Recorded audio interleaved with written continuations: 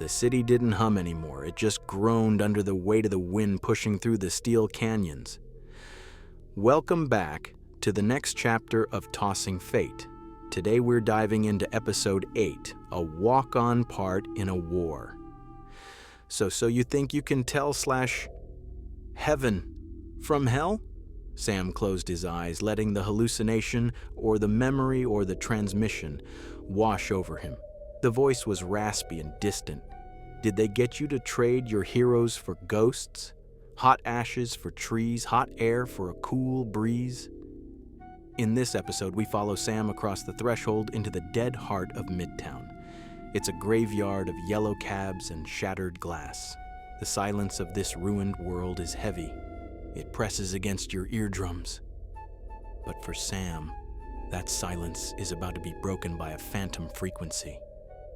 A heartbreakingly familiar song echoing not in the empty streets, but directly in his mind, bringing with it the ghosts of the past and a heavy accusation. Let's step into the ruins. Here is episode 8. A walk-on part in a war. The city didn't hum anymore. It just groaned under the weight of the wind pushing through the steel canyons. Sam pulled his collar up against the grit as he crossed the threshold into what used to be Midtown. The street was a graveyard of yellow cabs and debris, but his eyes were drawn upward to the rusting skeleton of an old theater marquee jutting out over the sidewalk. The neon tubing was shattered, leaving jagged glass teeth in the frame, but a few plastic letters still clung to the white backing, spelling out nonsense words left by time and decay. He stopped, staring at the dark entrance of the theater. The silence of the city was heavy, pressing against his eardrums until it wasn't. It started as a hum in the base of his skull, a phantom frequency ghosting across his neural pathways. Then the acoustic guitar riff kicked in, clear, crisp, and heartbreakingly familiar. It wasn't playing in the street, it was playing in his mind. So, you think you can tell heaven from hell? Sam closed his eyes, letting the hallucination or the memory or the transmission wash over him. The voice was raspy and distant. Did they get you to trade your heroes for ghosts? Hot ashes for trees? Hot air for a cool breeze? He looked back up at the broken marquee. The emptiness of the street amplified the lyrics echoing in his head. The longing in the song felt physical, a heavy weight in his chest that matched the desolation around him. It was the chorus that nearly brought him to his knees. It wasn't just a song, it was an accusation. The acoustic chords faded into the background static of Sam's mind, replaced once again by the wind whistling through the broken windows of the skyscrapers. Sam! Sim's voice was calm, synthesized, cutting through the silence.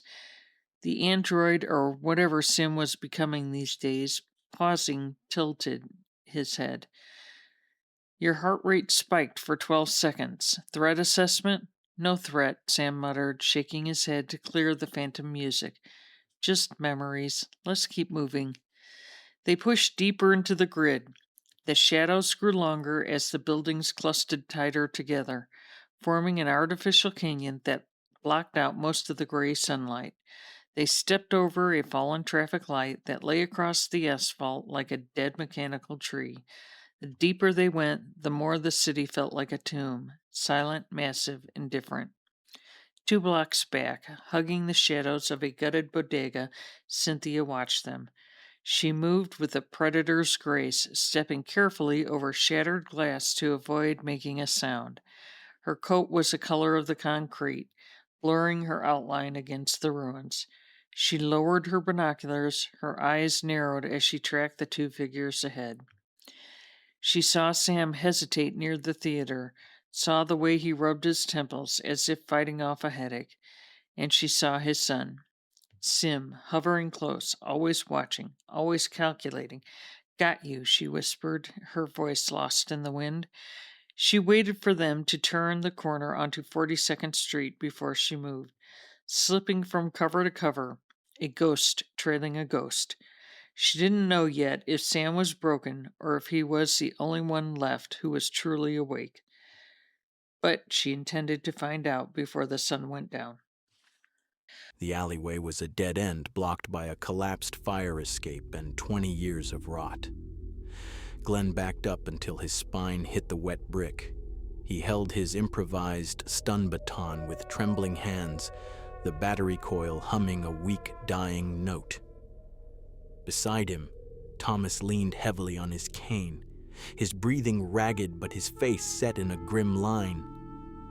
"It's tracking the heat signature," Thomas rasped. "Stop moving, Glenn." "I can't stop moving," Glenn hissed, sweat dripping from his nose. "It's a scavenger, Thomas. It doesn't want heat. It wants parts." The machine crawled over the pile of rubble at the mouth of the alley. It was a nightmare of repurposed steel, a torso made of a crushed taxi engine, walking on 6 spindly legs that ended in hydraulic claws. Its head was a sensory cluster of twitching lenses and a single, spinning saw blade. It chirped, a high digital sound of excitement. It had found organic matter. The scavenger lunged. Glenn squeezed his eyes shut and swung the baton blindly. Thwump. Hiss. A blinding streak of red light shrieked over Glenn's shoulder. It slammed into the scavenger's sensory cluster and exploded in a shower of magnesium sparks and burning phosphorus. The machine screamed, a sound like grinding gears, and thrashed backward, its optics blinded by the searing heat of the flare. It slammed into the wall, legs flailing, smoke pouring from its face.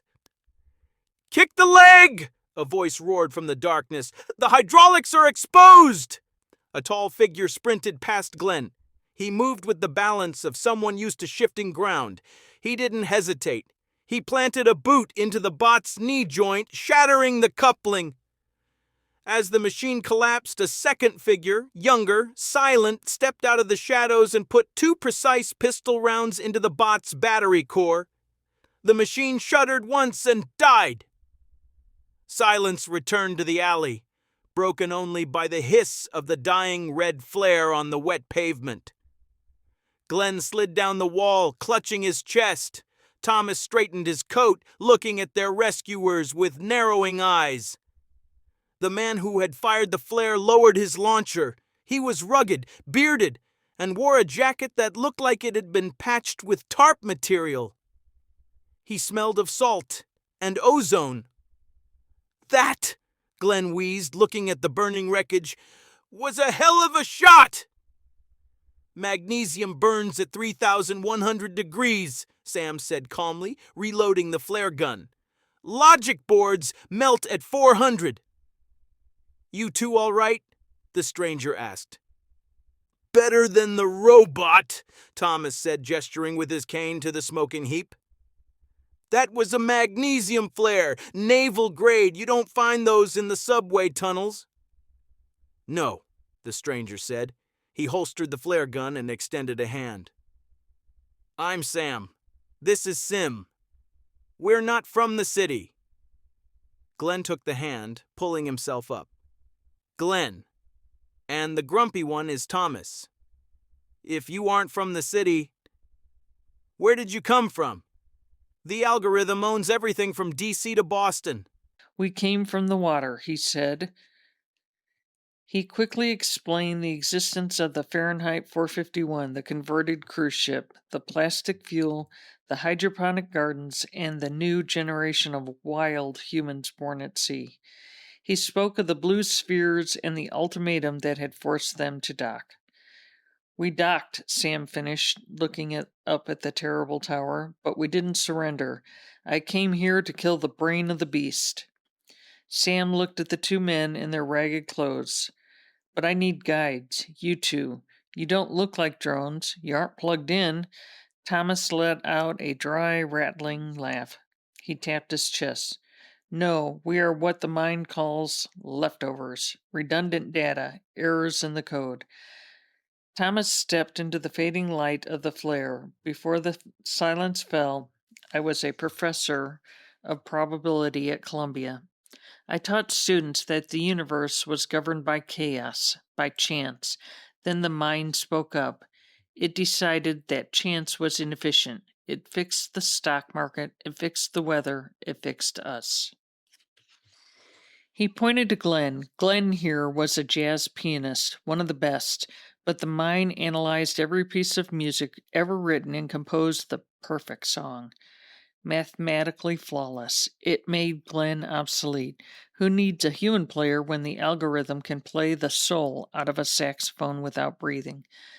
Glenn looked down at his calloused hands, grimacing. It took our purpose.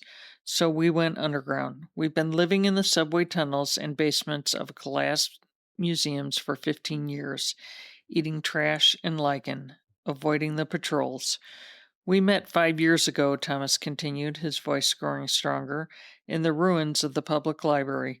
The roof had caved in, and it was snowing on the classics. We were freezing, burning books to stay warm, and we realized something. The mind is perfect, Glenn said, picking up the thread, and that's its weakness. It can predict strategy, it can predict logic, but it can't predict stupidity. It can't predict a gamble. Thomas nodded. We spent 5 years in that library, drawing diagrams in the dust.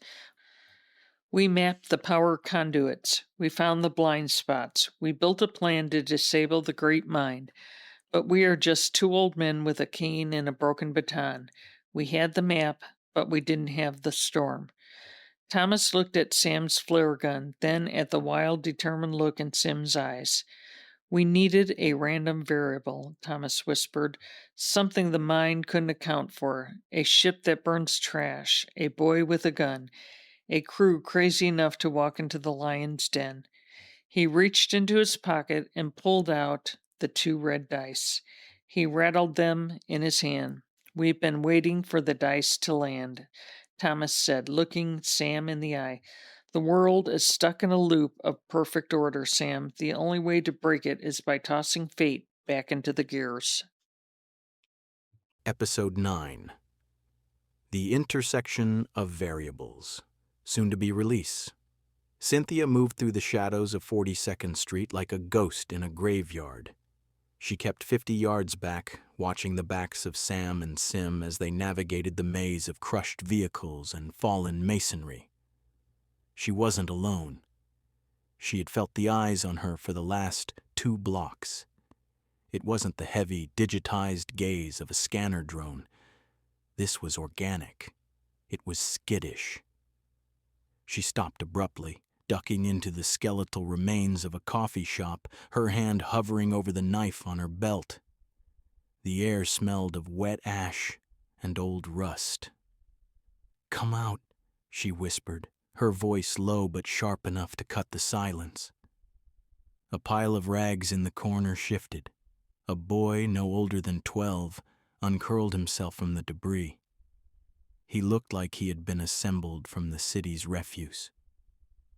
The race continues to the great tower and of the mind to change the variables, to risk it all on a toss of the dice.